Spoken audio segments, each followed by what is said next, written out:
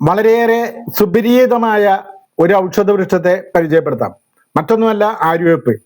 ആര്യവേപ്പിന്റെ botanical name അസാഡിരക്റ്റ Indica എന്നാണ്. അസാഡിരക്റ്റ ഇൻഡിക്ക എന്നാണ് ആര്യവേപ്പിന്റെ botanical name.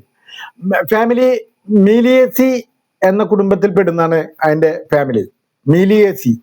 ഇനി ഔഷധയോഗ്യ ഭാഗങ്ങള്, അതിന്റെ പ്രധാനപ്പെട്ട ഔഷധയോഗ്യ ഭാഗങ്ങള് തൊലി, അതേപോലെ തന്നെ വിത്ത്, ഇല, പൂക്കൾ.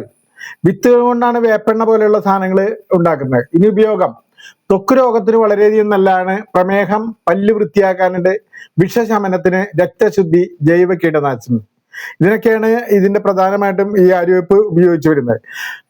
മാത്രമല്ല, ചിക്കൻ ബോക്സ് ആർക്കെങ്കിലും വരികയാണെങ്കിൽ അതിന്റെ ഇലയെടുത്ത് അതിന്റെ ചൊറിച്ചിൽ മാറാൻ വേണ്ടി വളരെയധികം ഉപകാരപ്രദമാണ്.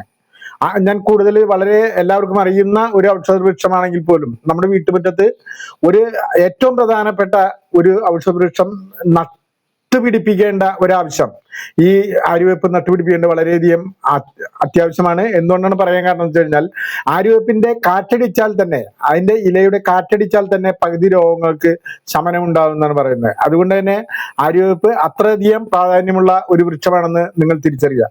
ഞാൻ ശിവദാസ് നന്ദിയായിട്ട്, വൺ സ്ട്രഗിൾ മീഡിയ.